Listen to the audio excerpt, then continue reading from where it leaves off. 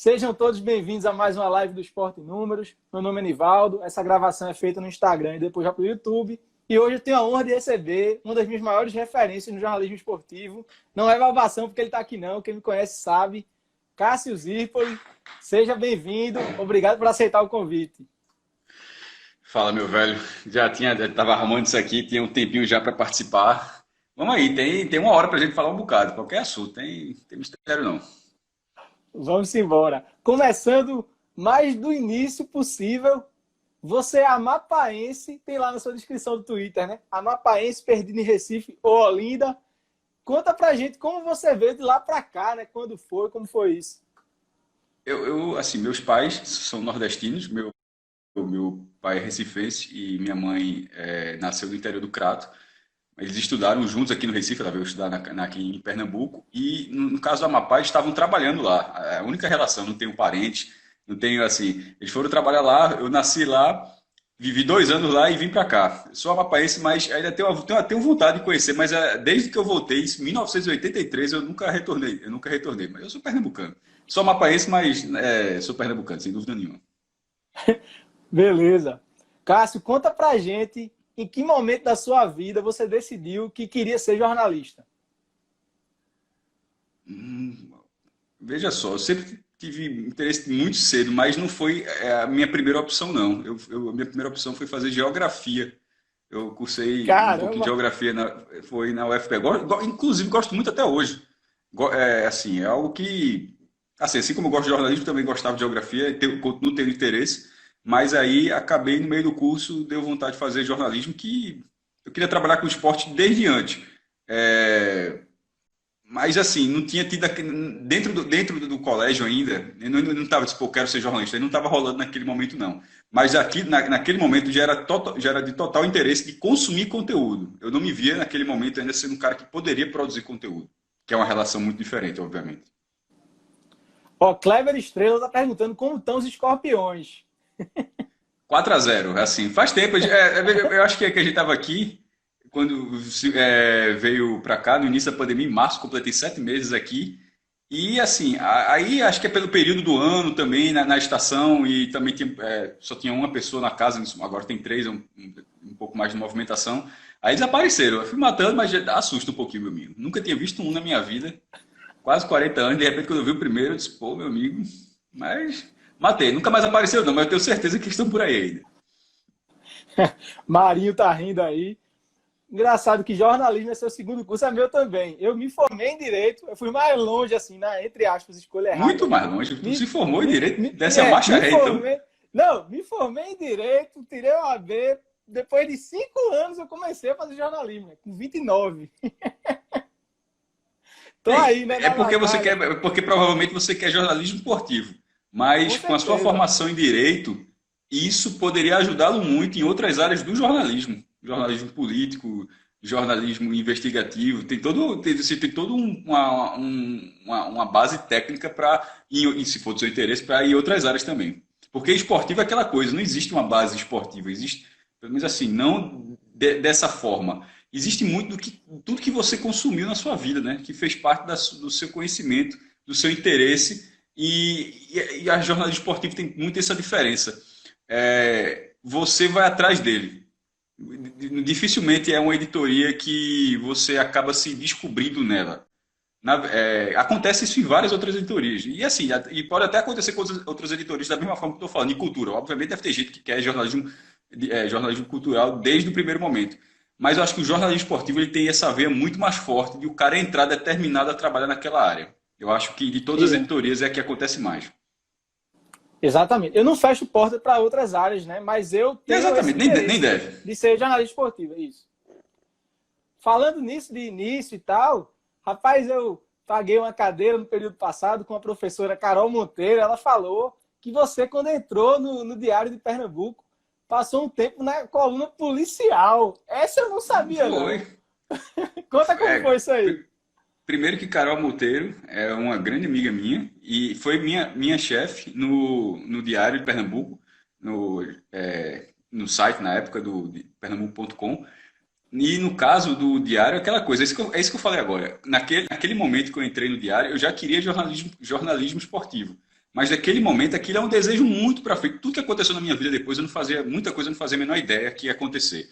E relativamente até um espaço menor do que eu imaginava. Mas naquele momento, quando abriu aquela oportunidade, é isso que eu estava falando quase agora para você na sua formação. Eu não vi a oportunidade de entrar no diário como a oportunidade, opa, é aqui que eu vou buscar esporte. Não, ali eu vi e disse, pô, vou trabalhar no jornal, pô. Então, muito mais do que qualquer editoria de que eu pudesse trabalhar, ali era de trabalhar no jornal, era uma experiência diferente. Ali você iria para qualquer coisa. E aí eu digo infelizmente, porque foi muito puxado essa época, acabou que sobrou, a única vaga que tinha era essa, que era uma vaga que tinha que chegar às 7 da manhã, tinha que estar na redação às 7 da manhã, e toda a redação, que era uma redação imensa, o diário ainda funcionava no centro do Recife. Aí eu trabalhei lá no centro do Recife, ainda fui para Santo Amaro, ainda trabalhei alguns meses também quando foi para o Recife Antigo. E lá Rapaz, do Recife... pelo horário que você grava o podcast, eu acho que acordar Não tinha como. bronca. Não tinha como. Não tinha como. Mas assim, a experiência era massa, porque essa que eu falei, Etério Barros, na pracinha do diário, aquele prédio, o diário funcionou por mais de quase 100 anos. Assim, era um prédio histórico. Você entrava assim, pô, meu amigo, tudo já aconteceu aqui. Mas era muito puxado. Eu acordava muito cedo, eu estudava à noite, ou seja, eu ia dormir, eu chegava 10, 10 e meia, 11 da noite, de ônibus em casa, chegava para tomar banho, dormir e abrir o olho, piscar o olho, já estava tendo que acordar para era muito puxado. E tinha uma relação diferente de que era, hoje os estágios eles estão, ainda bem, mais organizados em termos de hora. Ali não tinha limite, meu amigo.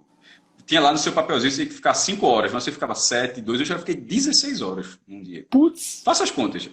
Se você chegou às 7 e largou às 16, significa que você largou às 11 da noite. Significa que eu fiz 2 refeições no jornal, perdi minha aula e no dia seguinte não ganhei folga não, eu estava lá de novo. Então assim, foi muito puxado e enfim, valeu como experiência de conhecer a cidade também de outra forma, porque foi uma coisa que...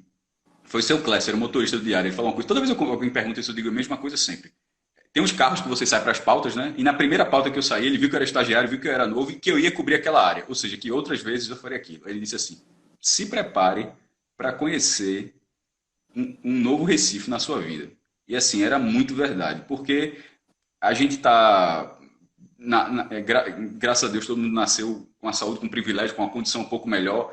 E nessa editoria você acaba vivendo muita coisa pesada, em situações de negligência social, do poder do Estado mesmo. E assim, era até triste, na verdade, porque, primeiro, você via a realidade, mas ao mesmo tempo, aquilo está na sua realidade. Tipo, a gente está aqui no Recife hoje, eu nem estou gravando, mas de Recife de uma forma geral. Você está no Recife e eu fico imaginando que aquelas pessoas que eu já vi por ali continuam por ali, e talvez num estado até pior. Então, assim, foi um aprendizado, mas foi muito duro também.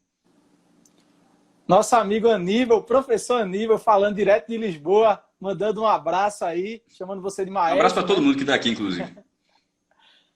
Meu amigo Felipe também, mora lá na Bahia. Ele é meio maluco, feito eu, né? Ele fez primeiro contábeis e entrou agora em jornalismo. A gente tá no mesmo período. Né? Vai para economia, por ele trabalhar na editoria da economia. Eu aqui do Recife, ele lá de Salvador, Feira de Santana, a gente fica se correspondendo também. Cássio, falando sobre o diário, ainda no diário, que você teve a ideia, junto com o pessoal de lá, de começar o grande projeto que é o Podcast 45. Fala um pouco para a gente sobre o início. Teve até um trabalho meu da faculdade em que eu te consultei, né? Que eu falei sobre o projeto Podcast 45. Mas explica aí para o pessoal como surgiu a ideia e como foi crescendo a ponto de chegar a isso que é hoje, né? Isso primeiro que eu estava falando agora, isso era 2004, 2005, essa pergunta anterior de Carol. Aí eu fui para 2006, Pernambuco.com, de lá fui para a editoria de esporte 2007, e aí fiz todos esses amigos que a gente acabou se conhecendo no podcast, que era todo mundo do Diário de Pernambuco. Aí você dá um grande salto de todo mundo vivendo jornalismo até 2014. O que era isso? Aí, na hora que você já está inserido no jornalismo esportivo e tendo amplo interesse naquela área, de debater aquela área, toda vez que terminava o dia, era muito comum, mesmo que você passasse horas, era muito comum na frente do jornal, na calçada, antes de ligar o carro para casa ou pegar o ônibus, enfim, para você ir para sua casa, resenhar durante 15 minutos. Tem todo aquele jornal e é 15 minutos onde você fala meio sem filtro. Você fala assim, você escreveu tudo que tem que escrever, da forma como tem que escrever, e ali você fala outras coisas que você quer falar. E aquilo ali virou um costume muito grande, e era meia hora, uma hora, tem dias que duravam muito, e de repente, ó, bora uma coisa, bora ali na Bugalu, existia Bugalu, bora terminar essa conversa no Bugalu, aí ia comer no Bugalu, ia num bar, qualquer coisa. Aí foi Celso que trouxe essa ideia. Só a ideia minha, mas sendo justo, a ideia foi de Celso, eu não sabia o que era podcast, não conhecia. Aí ele disse, ó, e se a gente gravasse isso aqui? E aí convenceu a gente, falou tudo isso, aí ó, a gente faz um investimento curto, que era a mesa de som, a hospedagem não era nada era algo relativamente simples para hospedar o conteúdo, e a gente começou a gravar. Nossa salinha era uma mesinha de som, e assim, foi gravando, gravando. Nessa época, todo mundo já tinha suas redes sociais, acho que relativamente consolidadas, em relação às pessoas que acompanham o esporte aqui em Pernambuco, então teve uma facilidade de oferecer o conteúdo, mostrar, ó, a gente está gravando isso, e as pessoas, de forma surpreendente, de verdade, sem frescura nenhuma, a resposta foi muito acima do que a gente esperava nos primeiros momentos. E fez com que a questão se profissionalizasse, porque a demanda existia, a gente em algum momento conseguiu capitalizar aquilo de uma forma mínima para aquele momento, que era um complemento. Todo mundo tinha seu salário no diário, aquilo funcionava como um complemento, e a gente continuava fazendo a coisa que a gente fazia antes. A gente simplesmente estava gravando a conversa que a gente já falava todos os dias. E aí foi crescendo, crescendo, crescendo. Em algum momento, acho que começaram as saídas. Celso saiu num acordo, eu saí numa demissão, João depois saiu numa demissão, Rafael saiu num acordo. Hoje, nesse momento, por exemplo, aqueles chamados passaralhos, né? Acontece, faz parte da vida. O único que está lá hoje, mas assim, desses passaralhos, assim, foi eu e João, que a gente saiu dessa forma. E o que continua lá ainda é Fred. E acabou não fazendo diferença. A gente, inclusive, sempre tem essa dúvida. E lá no comecinho, pô, e no dia que não tiver ninguém no diário, como é que vai ser? Não fez diferença. O projeto continuou da mesma forma. Em algum momento, até uma coisa que foi muito importante nas redes sociais é porque você dialoga com muita gente de muitos lugares diferentes. E eu não falo isso só em relação às pessoas de Pernambuco, ou seja, gente de Petrolina, Garanhuns, Santa Cruz do Caparibe, não é só isso não. É gente de outras cidades da região. Pessoas que têm o mesmo interesse que você, que muitas vezes têm a sua busca, o seu interesse por conteúdo vetado em muitos meios maiores, que acabam não abordando da forma como você gostaria. Você viu uma análise toda detalhada de tal tipo, eu queria uma análise algo parecida com aquilo sobre o meu time, você acaba não encontrando, e a gente foi dialogando com isso, e em algum momento viu que aqui podia expandir com o Nordeste. Aí foi conhecendo, tipo, as pessoas que participam com a gente hoje, todas elas, a gente conheceu no Twitter. Eu não conhecia Cássio Cardoso, eu não conhecia Thiago Minhoca, eu não conhecia Juliano, Vitor Vilar. Vitor, ainda encontrei na pauta. Vitor Vilar, eu encontrei em pautas, que foi assim, tipo lançamento de sorteio da Copa do Nordeste. Aí tem eventualmente isso, mas na forma geral, eram pessoas como todo mundo faz no Twitter, pô. Tu troca uma ideia, o cara responde, pô, você vê que o cara tem uma opinião legal, o cara é respeitoso, o cara é divertido, o cara é brother, manda uma DM, ó, meu irmão, quer gravar um dia com a gente? Aí a energia foi massa e aí isso foi aumentando. Mais recentemente aconteceu, por exemplo, gente que não é nem jornalista, mas que fala da mesma forma, como JP, um cara análise tática, um cara divertido, um cara todo pra cima, entrou pra gente, um cara bem metódico como o Rodolfo, que hoje também trabalha até na América de Natal também, já virando analista, e foi agregando, e bora ver até onde vai. Sensacional. Rapaz, ó, você falou que a turma abraçou, Aníbal e Marinho falaram, a turma abraça, né? A turma abraça demais. Virou um bordão de vocês, né? No Twitter eu vejo muito vocês falando isso, né? Jornalismo independente tem disso, Nivaldo, porque não é fácil. Eu, por exemplo, hoje eu me esforço para fazer meu blog sozinho porque eu queria mantê-lo, porque era o que eu gostava muito de fazer. E assim, sendo bem sincero, é algo muito difícil, porque o mercado não é simples. Então, em muitas situações, esse abraço ele é necessário, ele é muito importante para a estrutura, né, da forma bem literal, para estruturar financeiramente. Ninguém é relógio. Todo mundo quer continuar fazendo o que gosta da melhor forma possível, da forma mais responsável possível. E para isso, você precisa ter uma segurança financeira. Todo mundo busca isso. Isso é absolutamente natural. E no meio do jornalismo independente, é algo diário. É uma luta diária para você conseguir ter isso aí. João Pedro falou aqui. Não, tá dando para ouvir. Okay. Tá dando para ouvir. Certo. Tá dando para ouvir bem. João Pedro mandou aqui esse maestro é gigante. Tem uma pergunta aqui de César Rosati que eu ia fazer mais para frente, mas eu vou fazer logo, porque depois a gente vai ter tanto comentário que vai acabar perdendo, né? Cássio, tu acredita que os jornalistas do Recife não assumem os times por receio do julgamento da torcida ou porque a própria imprensa é conservadora nesse sentido? Eu não tenho frescura nenhuma com isso. Assim, eu lembro, veja, quem me conhecia, acho que não tinha nem muito mistério. Mas eu lembro o dia que eu falei no Twitter, que foi um dia que me irritou, acho que foi 2013, Léo Bertozzi, da ESPN, ele, que é atleticano, ele estava Arsenal de Sarandi, Atlético Mineiro, lá em Sarandi, na Argentina, que até o Sport jogou na Copa Sul-Americana de 2017, é um estádio menor, e o Atlético deu um show, o Atlético goleou o Sarandi lá, foi o único Atlético que foi campeão da Libertadores. E a torcida do Atlético foi em grande número, ficou atrás da barra, você vê pela televisão, na barra da esquerda, e alguém deu um print lá e achou Bertozzi. E a partir daquilo tentaram fazer uma devassa do cara, que foi um absurdo, não sei o que, tal. E ele tratou com a maior naturalidade como tem que tratar. Eu estava de folga, comprei minha passagem, comprei meu ingresso, eu não estava agredindo ninguém, e é absolutamente correto, é a mesma coisa que eu pensei. Foi quando eu falei assim, eu disse, veja só, o cara, quando o cara está no jornalismo esportivo, primeiro é porque o cara gosta muito daquilo. Eu acho, inclusive, um papo furadíssimo. O cara dizer que não tem time, que não é isso, que eu fiz fazer um assim que não tá ligando muito. Porra, todo mundo liga, pô. Isso aí não tem como não. Mas você precisa, você no caso, o leitor, o ouvinte, telespectador, ele precisa.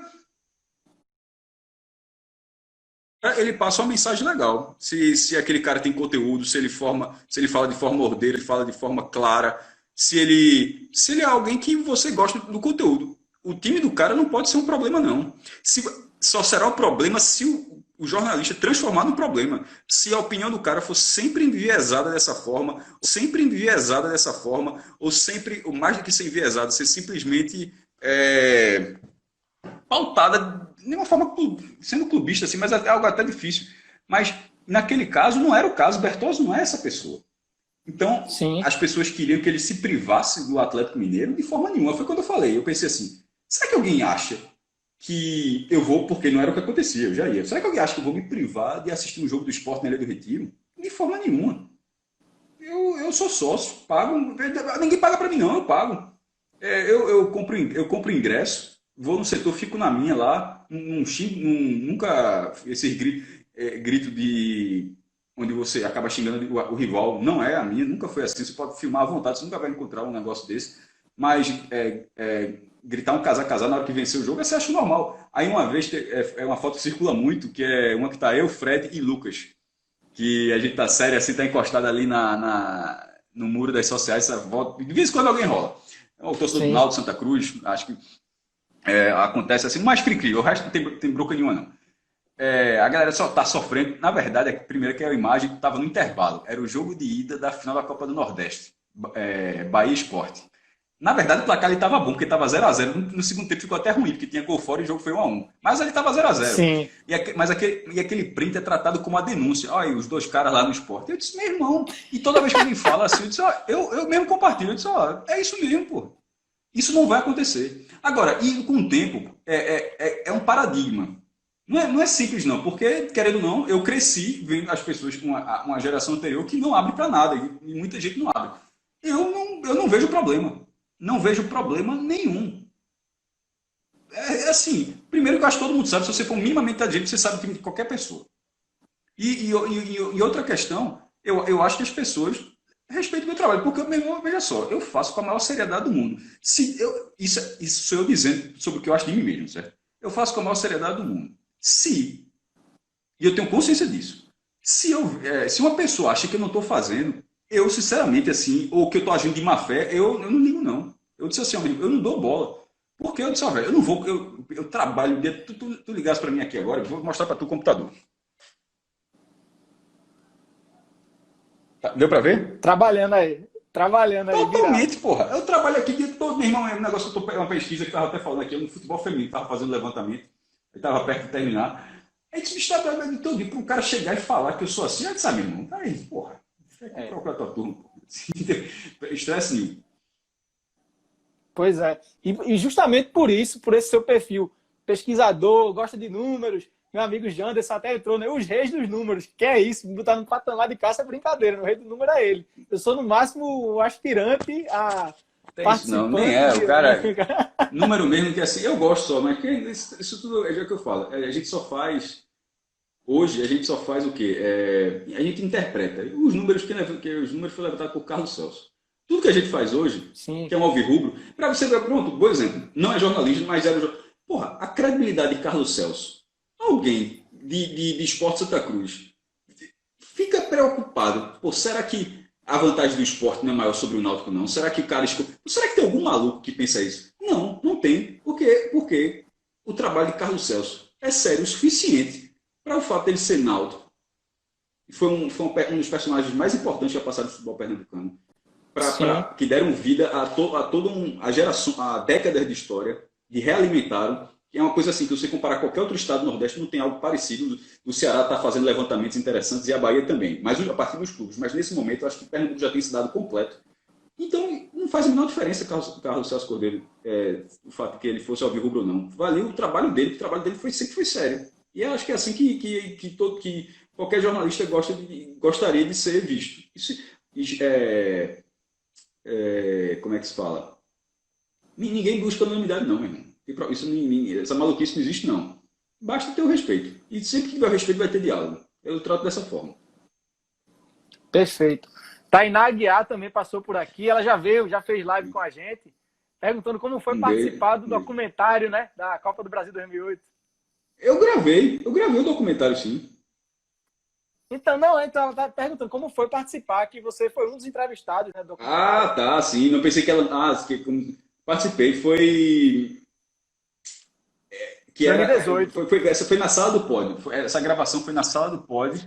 E eu lembro de ter sido até um ponto que era uma comparação sobre os dois títulos, que era mais ou menos assim, os dois títulos nacionais do esporte. Embora não tenha tido o jogo, mas tendo uma confusão com o Flamengo, que é o time mais popular do país, e o outro jogando dentro do segundo mais popular. Que faz com que seja uma situação completamente curiosa, né? Você ter dois títulos nacionais e os dois serem de forma de caminhos distintos, mas diante dos clubes mais populares. E por isso que, apesar de ser nordestino, apesar de toda a diferença financeira, é um time que incomoda, né? No resto do Brasil. Não, tem outros, não, veja, outros que incomodam. O Bahia foi o primeiro a incomodar. Não, com certeza, né? Com certeza. Marcelo tá dizendo que eu sou de Olinda. Eu morei em Olinda na infância, né? Mas nasci no Recife. Aníbal tá falando que tá com saudade daquela mureta. Vitor Mendes dizendo que a mureta da foto que eu tava dizendo dois. Exatamente. Agora vamos falar, Cássio, do que tá vindo por aí. Tá com data já de estreia, que é o projeto que vai ampliar o que é o Podcast 45, que é o NE 45. Conta aí pra gente a quantas anda, como vai ser esse projeto novo aí. É o site do grupo, que vai ser um site sobre o futebol do Nordeste. Não vai ser sobre Fórmula 1, sobre vôlei. No primeiro momento é bem direto. É sobre futebol a partir dos clubes do Nordeste. Então é você ter toda uma cobertura voltada e sempre se tratando com a maior clareza do mundo. É óbvio que os principais clubes da região, e a gente vai tentar abraçar antes, porque é aquele tipo de coisa, depois de tanto tempo da internet, você meio que já se prepara. Eu tenho certeza que alguém já vai dizer assim, mas tal time bem menor, assim, não está tendo a mesma informação que o outro. Pô, e reclama quando é assim. Não, primeiro que é uma comparação completamente, uma falta de simetria gigantesca. Não é pelo volume de informação que tem. O que a gente reclama muito é quando dois times, por exemplo, de uma mesma divisão, de um mesmo porte, dois clubes populares não têm equivalência nenhuma na cobertura. E isso a gente vai tentar fazer. O site ele começa dessa forma. E tem muita gente trabalhando para que abrace o maior número de clubes possível. E isso não é algo que, tipo, o primeiro dia já antecipando assim, o primeiro, na hora que ele entrar no ar, o segundo dia já vai ser muito diferente do primeiro, porque o aprendizado vai ser constante. Ele vai entrar no ar, em alguns momentos a gente vai perceber, isso é normal. Todo site é assim. Eu já participei de início de vários outros sites. No início do site do Diário, quando o site teve cobertura, o próprio Super Esporte, lá no começo, que acho que foi em 2011 que começou, que é um site de esportes do Diário de Pernambuco.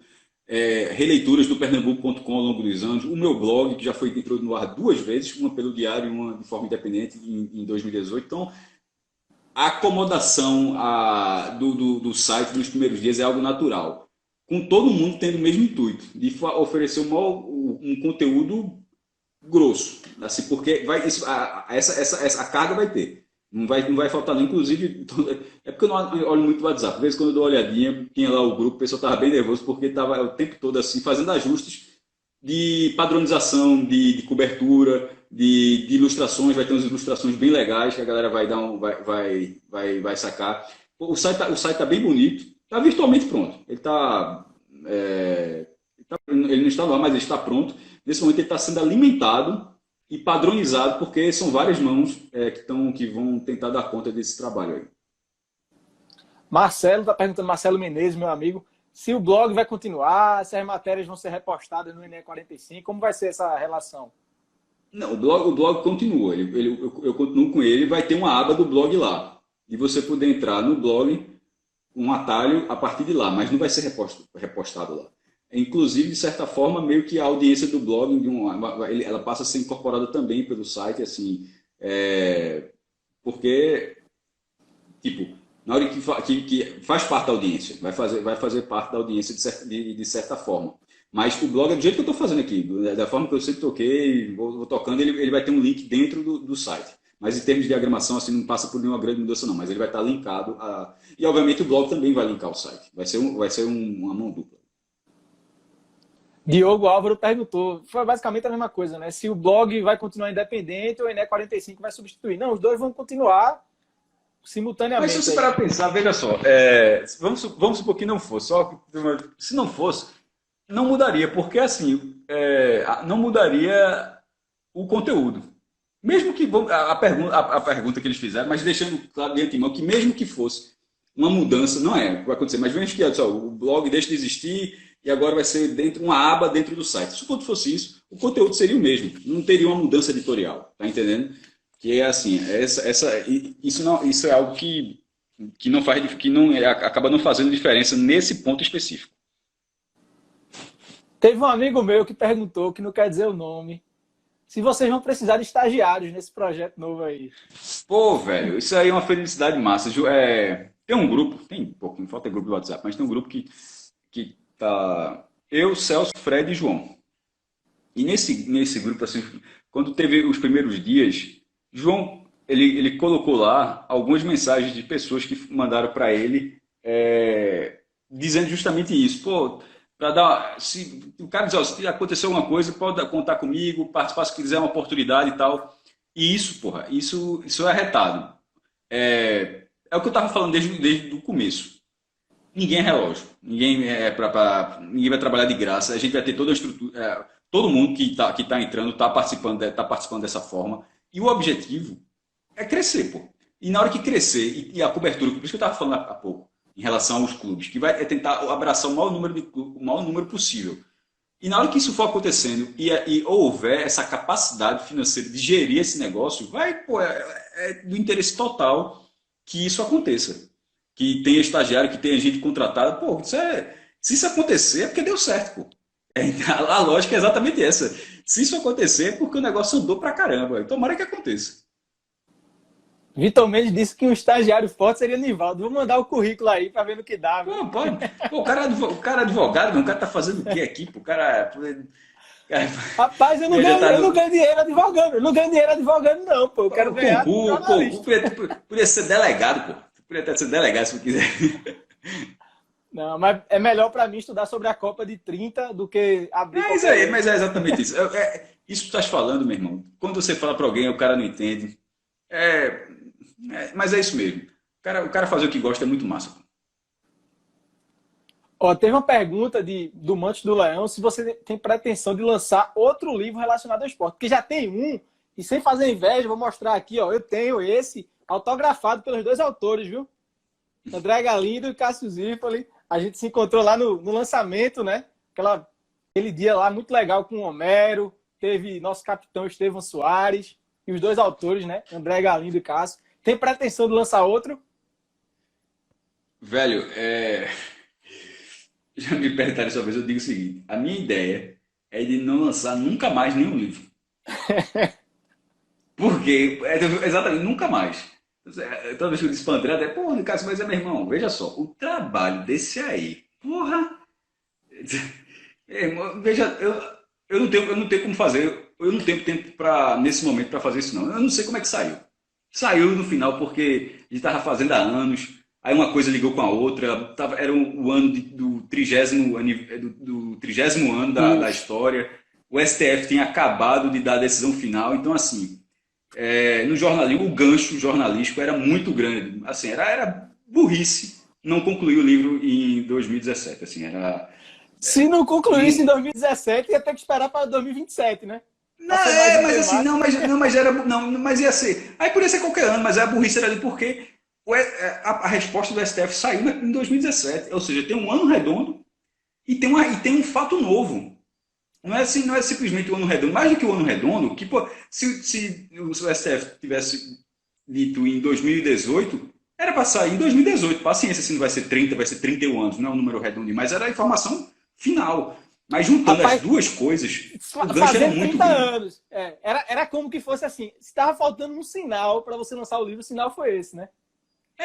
O gancho ficou muito grande. Aí acabou, algumas editoras não quiseram. Assim, sinceramente, assim, acho que numa produção literária, eu achei uma burrice muito grande também, assim. Eu ficava vendo assim, meu irmão, beleza. Alguém, eu falo assim, André ficou até meio assim, pô, será que vai ser? Eu sempre dizia assim, bicho, veja só. Pô, a gente tá fazendo isso aqui há anos, o negócio tá pronto. Algum vai topar. E, se não topar, a gente vai ser produção própria. Carlos Celso lançou quase 20 livros só por ele. Ele bancava o livro na Livro Rápido, tiragens menores, mas ele conseguia botar o livro sozinho. Então, assim, ó, fique tranquilo, esse livro vai sair. E acabou, uma editora acabou aceitando e o trabalho acabou sendo muito legal no sentido do trabalho final, porque aí obviamente eu nunca tinha feito um livro e muito menos fazer ideia de como fosse o processo, de como era o processo. Pô, uma coisa que eu nunca vou me esquecer é que as amarrações do livro, se eu não me engano, são de 32 e 32 páginas. Que são o encadernamento, acho que é o encadernamento do livro. Tem alguns modelos, mas o modelo clássico é de 32 em 32 páginas. Se você olhar na hora que está do lado, você vê que ele tem umas divisõezinhas. Sim. E é assim que ele é feito. Qual é a diferença disso? Significa que o número de páginas tem que ser múltiplo de 32 páginas. Então, o número do livro, ele chegou no momento onde o livro estava pronto, mas se ele passasse algumas páginas, ele teria que colocar um novo encadernamento de 32 páginas. Então, isso não era e ficaria muito mais caro. Então, tinha que encurtar. Aí você vai editar. Aí a escolha da foto. Então, assim, tem todo um processo que foi acontecendo junto com a editora. A editora ela disponibilizou essa parte técnica. E aí foi fazendo no final. E no final, eu acho assim que saiu do jeito que a gente queria. Assim, a capa porque isso pode ter um gosto, as pessoas podem gostar ou não gostar, mas aí eu estou falando do meu gosto. Não saiu nada assim, em termos visuais, editoriais, que eu pensava, pô, isso aqui saiu muito do jeito que eu queria. A única coisa, e aí ficaria muito, muito mais caro, acho que lá na reta final dos livros, tem as fotos dos dois times. O time em 87 e o time em 2017, que ainda teve isso. O Sport lançou uma camisa em 2017, trouxe, acho que era Adidas ainda, trouxe todos os jogadores, ou quase todos os jogadores, e eles fizeram uma foto. E aí, como era uma foto de divulgação, pode utilizar aquela foto do Sport, ainda teve isso. Você pegar o time 30 anos depois, outro gancho ainda para não deixar passar, 30 anos depois do time pousado. E qual era a diferença aí? A foto, embora quase todo o material de 87 seja preto e branco, a gente tinha a foto posada do time no jogo final mesmo, o jogo contra o Guarani. Não é o jogo do módulo amarelo, não, é o jogo do quadrangular final. Exatamente, essas duas fotos. Essas duas fotos, elas são coloridas. Então, A única coisa que eu queria era que, de repente, porque era uma condição, para não ficar uma preta e branca colorida, essas duas fotos são coloridas. Porque é uma coisa raríssima de 87 do jogo decisivo, que era muita cobertura de imprensa, era de jornal, a placar não cobriu, quase não cobriu, então porque se a placar tivesse na cobertura, teria foto colorida, talvez. Poderia ter sido isso, mas ficaria muito mais caro. É impressionante. Só essas duas fotos coloridas, o livro teria ficado muito mais caro a produção. Mas assim, é a única coisa, mas acho que é algo muito menor. No final, preto e branco, eu aceitei rápido justamente por essa questão. Enfim, acabou indo para as livrarias e uma satisfação pessoal grande. Como qualquer livro, assim, não acho que é muito comum, o livro da dele não foi o que aconteceu também. Não é assim que acontece. Infelizmente, não é assim que acontece, mas a satisfação pessoal, que é algo muito importante também, foi gigantesca, assim, imensurável. Até hoje eu sou muito feliz de ter concluído esse livro, junto com o meu amigo André. Vitor Mendes perguntou quanto tempo da ideia até o lançamento do livro. Eu vou falar o número agora, velho, mas não é preciso, não. Como faz. Mas eu tenho até o e-mail aqui, mas acho que tem e-mail das primeiras vezes de 2012. Eu conheci André através de Fred Figueroa, que eles já se conheciam antes de pautas. Aí eu conheci André através disso. Foi Fred que me indicou para André, porque Fred no primeiro momento Fred ia ser com André, ia fazer com Fred, mas aí Fred disse, ó, é melhor com Cássio por causa de pesquisa e tal. Conversa com ele. Aí eu conversou com o André e virou amizade. A partir disso virou amizade. Só que a gente sempre foi muito devagar, porque nesse tempo ele foi para o Rio. Ele era daqui, de Pernambuco. Sim, sim. Não, mas sim, acho que todo mundo sabe, mas eu não sei se no começo ele já era de Pernambuco. Eu não sei se ele já tinha ido, mas acho que ele vai para o Rio. E a gente continua nisso, trocando e-mail, fazendo uma página, de vez em quando mandava um capítulo, outro mandava outro. E assim foi porque a história estava muito aberta. Aí quando teve, em 2011, né, quando reabriu o caso, aí ficou sendo arrastado. Aí não tinha como fazer, porque ia ficar aberto. Em algum momento a gente até debateu, bora terminar, eu não dá. Aí, mas não dá, porque assim, mesmo que isso aí considerar uma segunda edição, deixa ter a palavra final. Aí veio a palavra final com o STF. Aí a história ficou completa. Monte do Leão falando que é um livro espetacular. Jean Santana aqui falando que é seu fã lá da Bahia, ó, BBMP, né? Torcedor do Bahia. Cássio do Bahia. Ricardo. Co-irmão. Rubro-negras. Tamo junto aí, né? Cássio e Ricardo mandando saudações rubro-negras. Thiago Cruz, grande Zipa. Meu amigo. Breno Neves. Meu amigo de Olinda. Toda vez fala de Olinda. De Olinda. Esse é literalmente meu amigo de Olinda. Breno Neves está perguntando quando você vai para a TV. Você tem um dia esse desejo de ir para a TV? Pô, não é muita minha não, bicho. Pode ver. Pô, tô quase 40 anos. Nunca... Não é, sei lá, não é muita minha não. Sou meio velho. Pode não parecer, mas eu sou meio vergonhinha mesmo. Um dia eu perco aí, né? Até os 50 anos eu perco essa vergonha. Mas, enfim, não sei dizer, não tenho muito essa resposta não. Ó, VLEALP tá perguntando se Felipe Azevedo foi o jogador que mais te fez raiva. Veja só, vai para a primeira divisão, viu? Para variar. Eu lembro quando eu fiz o post de Felipe Azevedo no Esporte Números, você repostou no Twitter e falou, rapaz, ele fez esses gols, foram 35 gols. Você, caramba, ele fez esses gols. Mais de 30 gols, né? Mas meu irmão 35, não é não. 35, e pior é que fez mesmo. Não duvido não, pô. Eu não duvido, né? Eu não duvido o número não, tanta gente falando, eu fiquei com medo, revisei, realmente ele fez 35 gols, né? 3 anos e meio, mais ou menos, ali de esporte. Não, eu não duvidei nenhum segundo número, pô. Eu só fiquei impressionado, assim. Eu achava que era um número muito menor. Então, para você ver, era para ele ter uns 50. Porque o que perdeu também. Fez 35, era para ter o dobro quase. Porque ele mas veja só, mas 35, falando sério, mesmo considerando os 3 anos, esse é um número interessante. Sim. Mas se você for ver, porque ele faz uns gols que a torcida acaba não lembrando, porque o jogo é para esquecer. Por exemplo, a eliminação para o Campinense em 2013 na Copa do Nordeste, que é um 2-2 na ilha, ele faz os 2. Só que ninguém quer lembrar desse jogo, né? Mas aí a culpa não foi dele. A parte dele ele fez, né? Tem que reconhecer. Vitor Mendes está tirando onda aí, dizendo que a sua lápide tá cansada pra TV. Eu não acho não, viu? Eu acho que Cássio ia ser Muito cansado. Mas assim, veja só, presença. Quanto a isso, mistério nenhum, porque, meu amigo, o que não falta é lata cansada na televisão. Assim, Não, nesse ponto aí, eu tô tranquilo. Não seria um problema, Cássio não. tá tranquilo.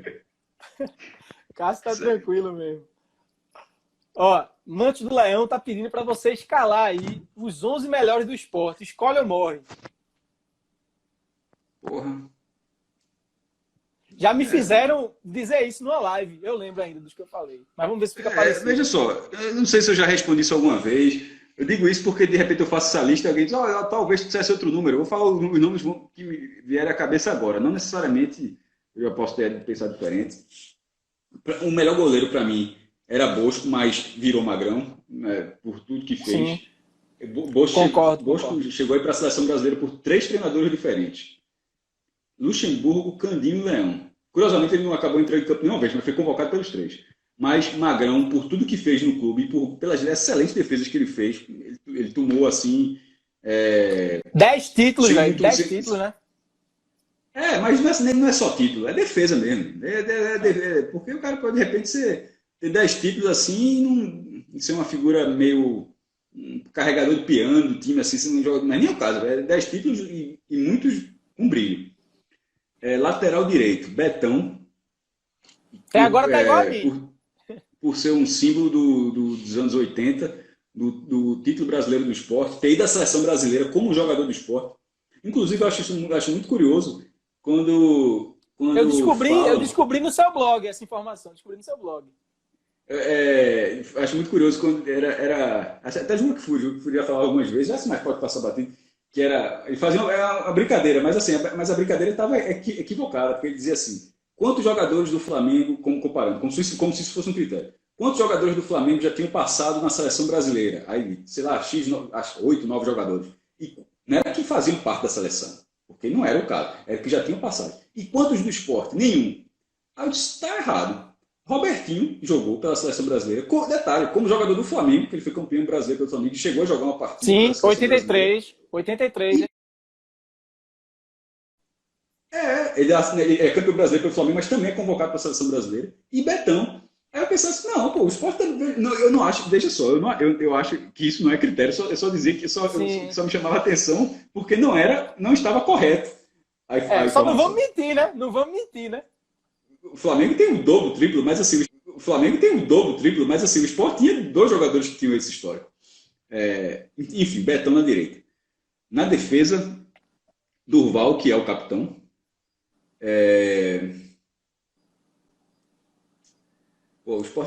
Historicamente, o Sport sempre teve mais jogadores da defesa. Primeiro, essa seleção, ela é que eu vi ou é de toda a história? Porque isso faz diferença. Não, de toda a história, porque eu mesmo botei Betão na minha, eu não vi Betão.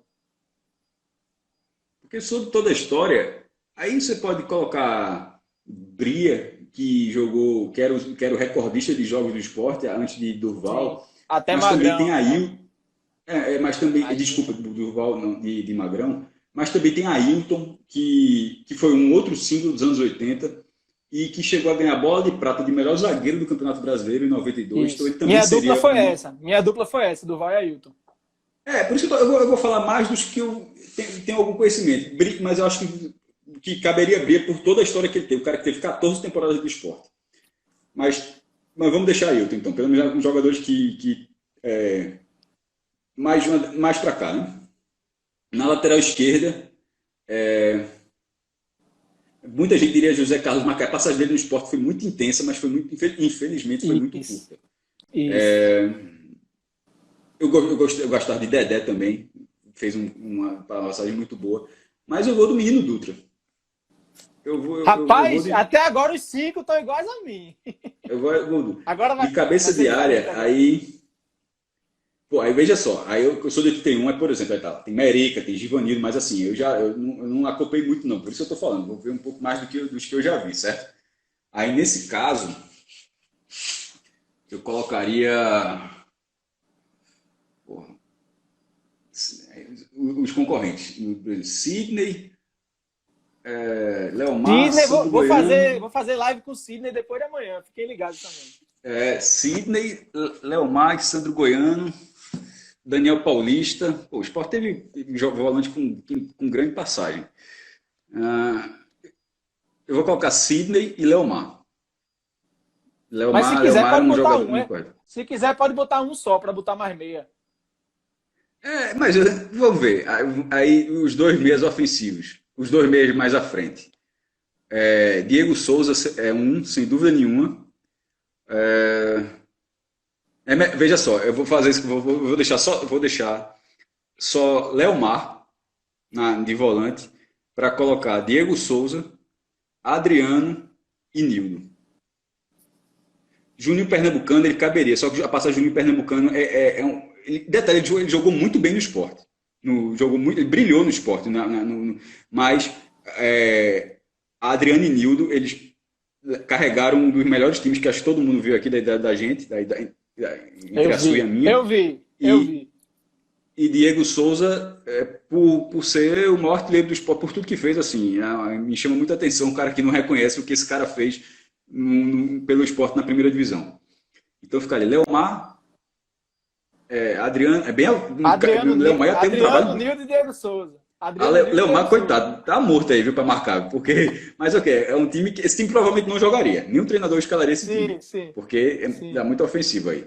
E no ataque, tendo dois atacantes, Leonardo e. Claro. Leonardo, assim, em unanimidade. E o outro atacante ficaria o quê? Entre Hélio e André. Eu acho que eu vou escolher André. Ficou parecido com a minha. Eu botei Leomar também, só que eu coloquei Ribamar em vez de Adriano. Mas mesmo sem ter visto, né? Mas veja só, caberia Ribamar, mas é porque o Adriano, o resultado de Ribamar é muito maior. Isso é inquestionável. Sim. E o que Adriano fez em 2000 não é só resultado, é plasticidade mesmo. Assim. O cara jogou muito. Ele e Nil jogaram. Ele fez com que o Sport tivesse assim, um time que acabou em quinto lugar, mas o torcedor do Sport guarda na lembrança como se tivesse sido algo muito além disso. Porque era um time que você ter uma ideia, não abria para ninguém.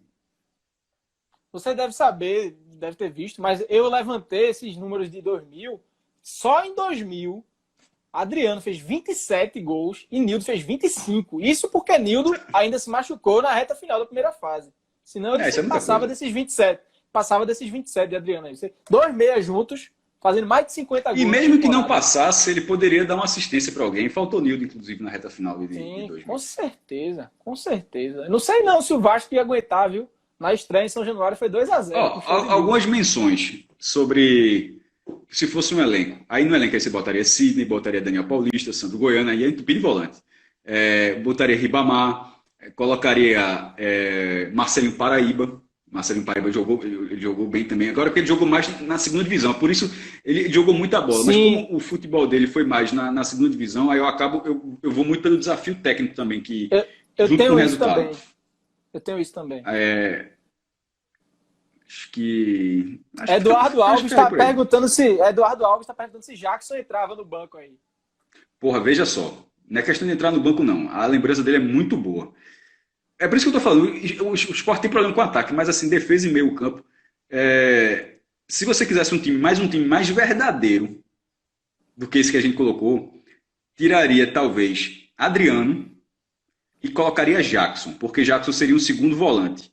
Aí ficaria Leomar, que Jackson começou dessa forma também, aí um cara encostava Leomar, Jackson, Nildo e Diego Souza. Esse talvez, Jackson, a temporada de Jackson em 98, assim, porra, é um absurdo de futebol, assim, é a forma literal. Não jogou muita bola no nível nacional. Ganhou a bola de prata, foi a última bola de prata do Sport. Sim.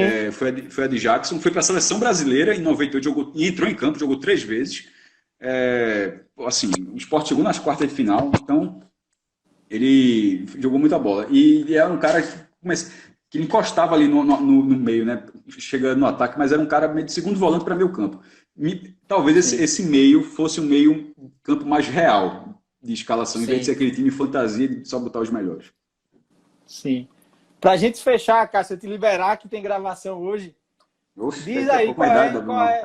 qual é a sua expectativa em relação a Sport na A, Náutico na B, Santa na C e, por que não, os da D, principalmente Central, né? Time que você tem uma simpatia aí.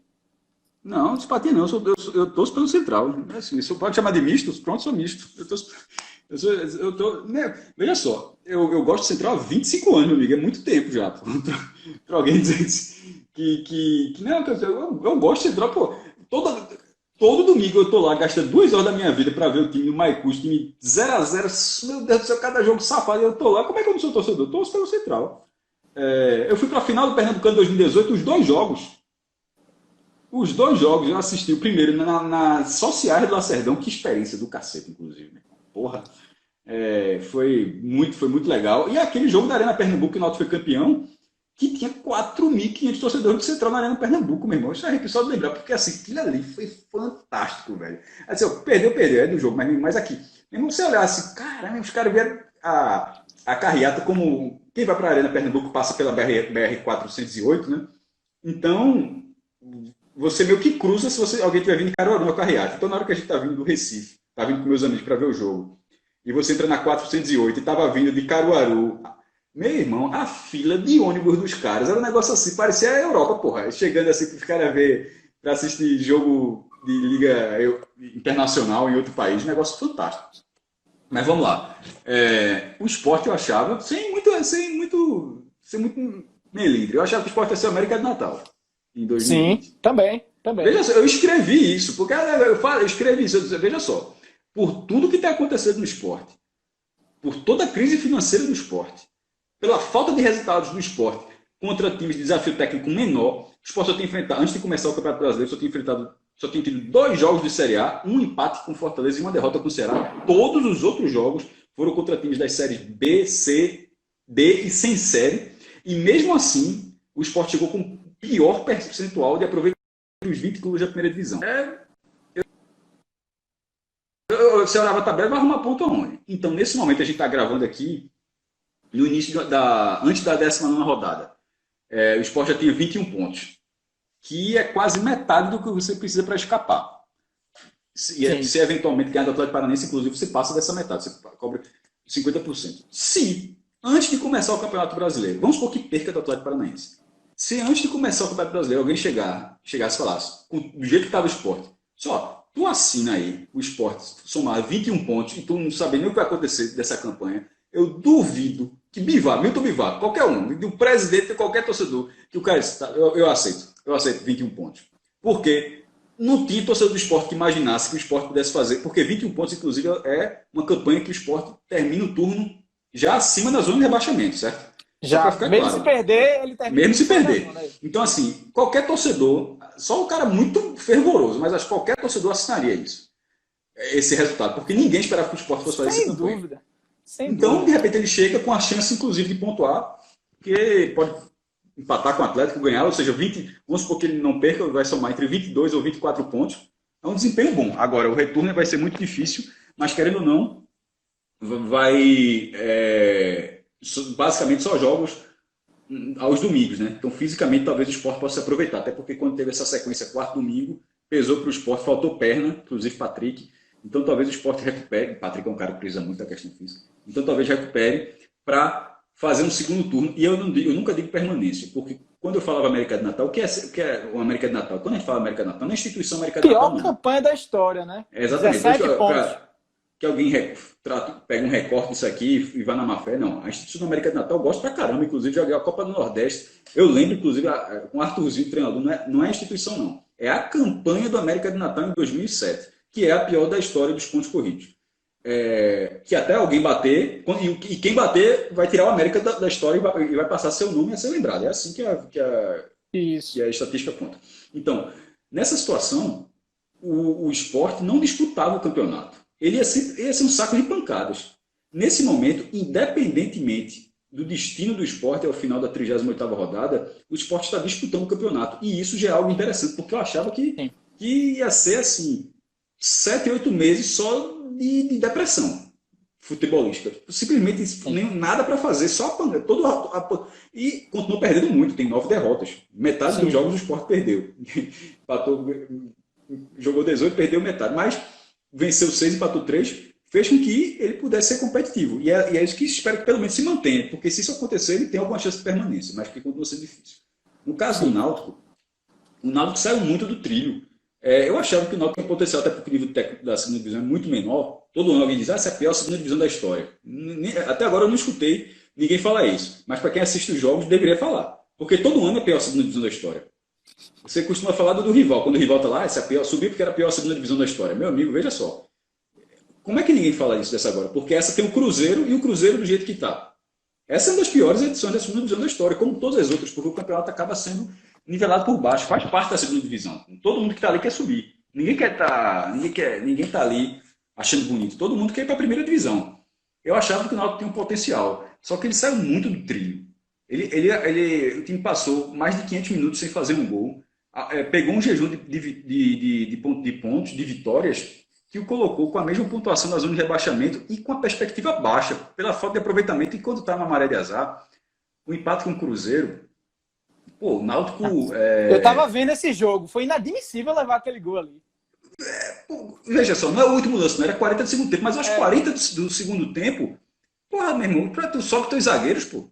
Assim, tu se expõe, o Náutico se expôs ali. O contra-ataque do Cruzeiro foi bem executado, foi muito rápido, o Cruzeiro foi muito feliz na jogada.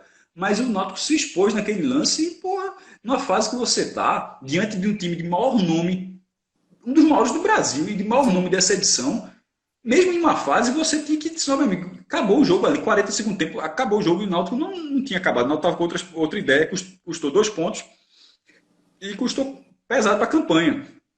Porque o Náutico tem um jogo a menos, que até isso deu azar. O jogo a menos era contra o Sampaio Corrêa. Quando esse jogo foi adiado, o Náutico estava bem e o Sampaio estava muito mal. E lá para cá o Náutico caiu. Então, em algum momento, quando teve aquele jogo, o Náutico ficou com aquilo. Quando tiver aquele jogo, eu posso buscar aquele ponto. Não está assim mais. Não está mais um ponto garantido. Tá? Ficou uma situação bem difícil. Ou seja, é porque a primeira divisão é muito mais exigente. Então, eu acho que continua sendo muito mais difícil para o Sport ficar na primeira divisão do que o Náutico ficar na segunda divisão. Só que o Náutico brigar para ficar na segunda divisão era algo... O Sport brigar para ficar na primeira divisão é o que todo mundo sabia que o Sport ia tentar fazer. No caso do Náutico, não. No caso do Náutico, era uma briga que ninguém imaginava que ia acontecer. E agora, infelizmente, a briga é essa. No caso do Santa Cruz... Tá voando, né, o Santinha? No caso do Santa, porque é o seguinte... Está fazendo falta o Arruda em termos econômicos, não em resultados, em termos econômicos. Em resultados, o time só empatou um jogo e ganhou todos os outros no Arruda. Mas em econômicos está pela falta de cota de transmissão. Né? Primeira divisão tem cota, segunda divisão tem cota, terceira é ajuda de custo. Tem cota, mas não é uma cota extra. É uma cota de ajuda de custo, ou seja, vende os direitos da competição para a competição, custear a competição. O que é custear a competição? As viagens, hospedagens, taxas de arbitragem, ou seja, o Santa não paga nada para entrar em campo, mas também não sobra R$1, como sobra nas outras divisões. Né? Então isso é muito puxado para um clube que o quadro social do Santa ele é muito abaixo do que deveria ser. O Náutico tem mais sócios em dia do que o Santa Cruz. E, assim, e a gente sabe que a torcida tem muito mais. Nós temos o dobro de sócios do que o Santa Cruz. Então, assim, e a gente sabe, a Pernambucana aqui, a gente sabe que a torcida do Santa é muito maior, né? Mas nessa questão, mesmo que fosse empatado, se os dois tivessem, mesmo assim, falei, o Santa deveria ter mais. Então, mas só para dizer, o Santa tem metade dos sócios do Náutico, pelo menos da última vez que eu vi esse dado atualizado, dos sócios que pagam, né, a mensalidade. E você não ter a bilheteria, seu quadro social está baixo e você não tem direito de televisão, é um aperto muito grande. Então é você buscando patrocínio, é fazendo acordo, tentando negociar jogador, tentando ser barriga de aluguel de algum clube para valorizar. Irmão, e isso o Santa vem fazendo e ao mesmo tempo, pelo menos, vem tendo os resultados. Teve uma turbulência ali na saída de Tamachule, que tinha dado uma entrevista muito infeliz e acabou depois saindo. Poderia ter saído do trilho também o Santa, mas Martelotti acabou chegando. Ele precisava fazer os ajustes defensivos, que não é muito perfil de Martelotti. Martelotti é um cara mais para frente, enquanto ele está Marchulho, já tinha ajustado toda a defesa, então cabia a Martelotti não desarrumar a defesa e melhorar o setor ofensivo. E aí o Santa passou a ter algumas peças que melhoraram, né? Como o Didira passou a ser um jogador mais efetivo e o próprio Pipique ficou um tempão machucado, quando voltou passou a fazer gol. Nesse momento que a gente gravava isso aqui, o Santa finalmente tinha assumido a liderança geral da Série C, juntando os dois grupos. ele passou no número de gols marcados. O Brusque estava um tempão na liderança, os dois agora têm 27, tem o mesmo saldo, mas o Santa tem o número de gols marcados à frente. Isso é só, não faz diferença nenhuma. Você ser primeiro de um grupo, outro, e você tá na frente do geral. Isso não faz diferença. Até porque o líder de cada grupo vai para chaves diferentes. Mas eu estou falando só em relação aos seus competidores.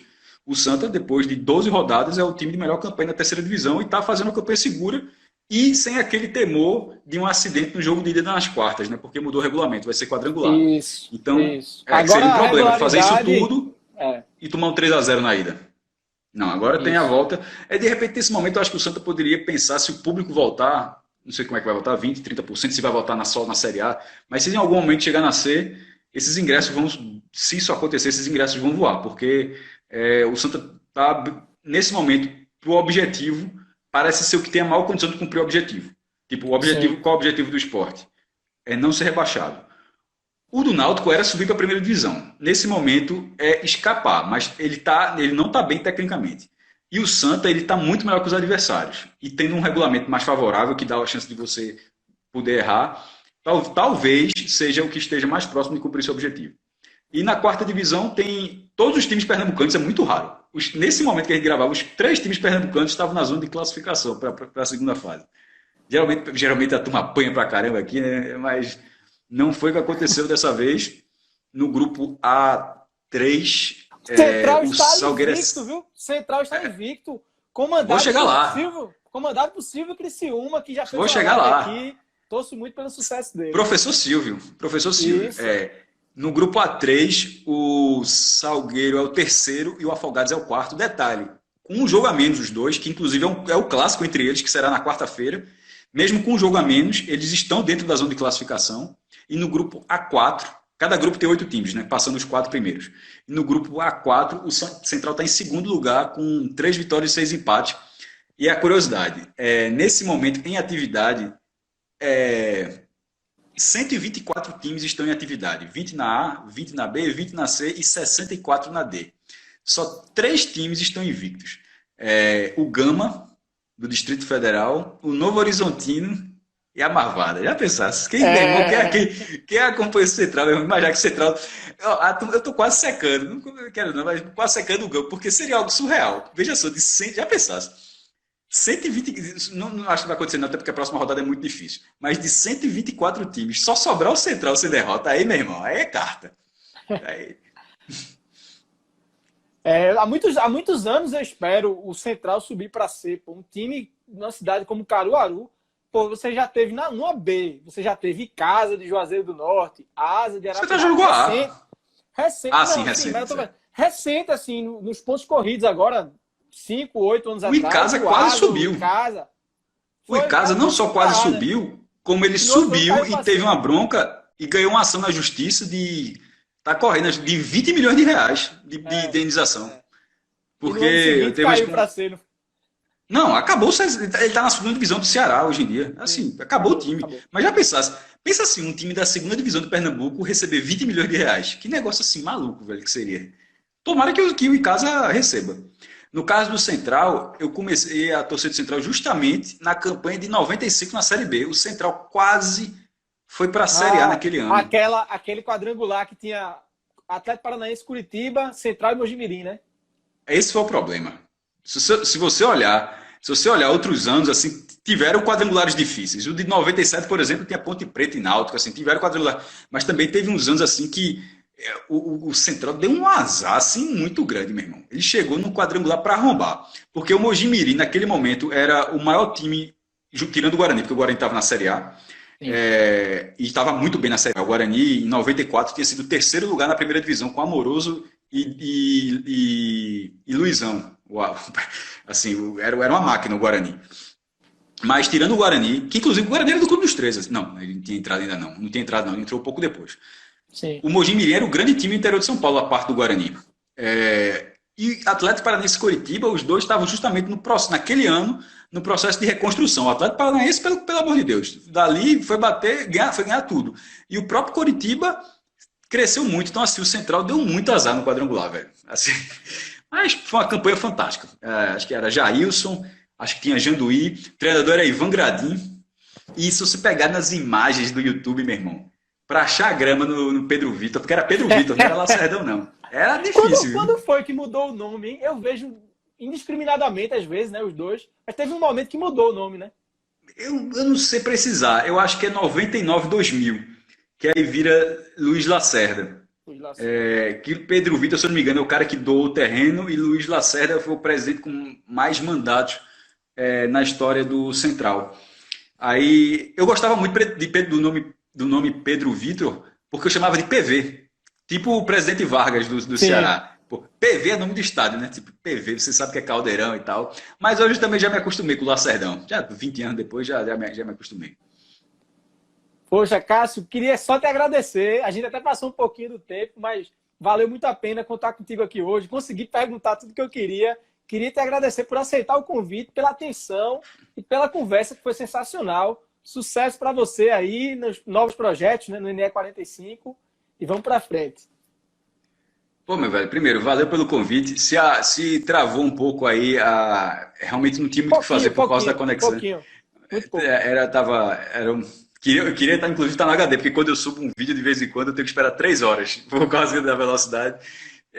E da mesma forma, o mesmo desejo que você fez, eu desejo para você, pô, o cara que se formou em Direito, depois foi mergulhado em jornalismo, um cara com tanto interesse, que, pô, você pode até trabalhar um dia junto, pô, tava falando assim, ninguém não tem tempo demais para tudo ainda, pô. É, o trabalho não vai faltar nunca. Espero que o projeto dê certo, porque se o projeto der certo, sempre vai ter espaço para mais gente para poder ajudar. É tudo que a gente quer. E, pô, um abraço para todo mundo que participou com a gente aqui nesse espaço, debater um pouco. Enfim, eu sempre gosto de conversar de futebol toda vez que alguém chama. Um abraço para todo mundo. Valeu aí, um abraço para todo mundo aí. Gustavo Souza, Cássio Ricardo, Thiago Paudalho, Adriano Costa, Rui Guerra Filho, Lucas Lima, Jorge McFly, João Pedro, Sidney Jorge Neto, Manso do McFly? Leão. McFly, Oxe, é. isso é meu irmão de Olinda, Ai, porra. É o único cara que eu vi colocar apelido em si próprio.